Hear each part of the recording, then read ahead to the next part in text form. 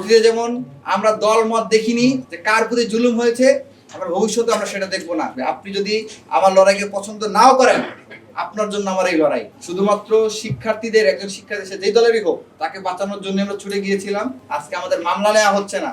আমাদের সাংবাদিকরা যখন মামলা করতে গেছে তাদের মামলা এখন নেওয়া হয়নি। আমরা জানি না আমরা মামলা করতে গেলে আমাদের মামলা নিবে কিনা। আমাদের অভিযোগ দেওয়ার সময় সাংবাদিক বের করে দেওয়া, এটা কখনোই হয় নাই যে আমরা অভিযোগ দিতে গিয়েছি সেখানে সাংবাদিক ছিল। এটা কখনো হয় নাই 5 আগস্টের আগে বা পরে। কোনো পাবলিক ইস্যুতে আমরা স্মারকলিপি দিতে গিয়েছি বা অভিযোগ জমা দিতে গিয়েছি, সাংবাদিকরা সেখানে উপস্থিত ছিলেন না, সাংবাদিকদের বের করে দেওয়া হয়েছে। এরকম ঘটনা কখনো হয়নি। এটা একটা নতুন কিছু সূচনা কিনা সে প্রশ্ন আপনারাই রাখবেন এবং আপনারা এটা বিচার করে দেখবেন। দেশবাসীর কাছে বিচারের ভার ছেড়ে দিচ্ছি। শিক্ষার্থীদের প্রতি আমরা আহ্বান জানাবো যে আমরা শুধুমাত্র শিক্ষার্থীদের, একজন শিক্ষার্থী সে যেই দলেরই হোক, তাকে বাঁচানোর জন্য আমরা ছুটে গিয়েছিলাম।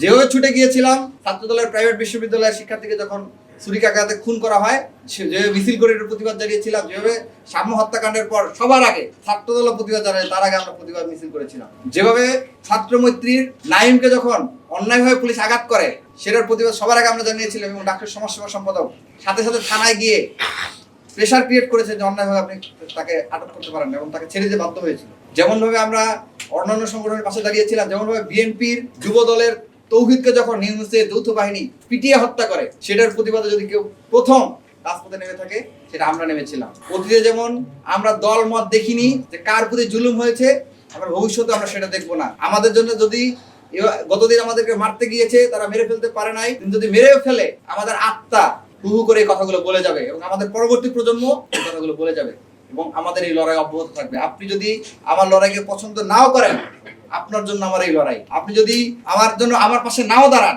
হতে পারে অনেকে যারা উপদেষ্টা দায়িত্ব ছিলেন বা অন্য রাজনৈতিক দলে আছেন, তারা জুলাই শক্তি হোক বা যাই হোক, যেভাবেই হোক, যেভাবে বিশ্বায়ন করেন, তারা যখন বিভিন্ন জায়গায় হামলা শিকার হয়েছেন গাজীপুরে বা অন্যান্য জেলায়, তাদের হামলা হওয়ার পর প্রথম প্রতিবাদগুলো আমরা জানিয়েছিলাম, কিন্তু তারাও অনেকেই একটা ফেসবুক পোস্ট দেওয়ার মতো নৈতিক সাহস তাদের হয় নাই। প্রতিবাদ জানানো তো দূরের কথা। নুরুল হক নুরের উপরে যখন সেনাবাহিনী বর্বরচিত হামলা চালায়, আমাদের রাষ্ট্র নির্বাচন প্রচারণা চলছিল, প্রচারণা বাদ দিয়ে আমরা রাজু ভাস্কর্যে মিছিল করেছিলাম, এটার প্রতিবাদে বিচার চেয়েছিলাম, কিন্তু অনেকেরই এখন সেই সুযোগটা হয় নাই আমাদের পাশে দাঁড়ানো।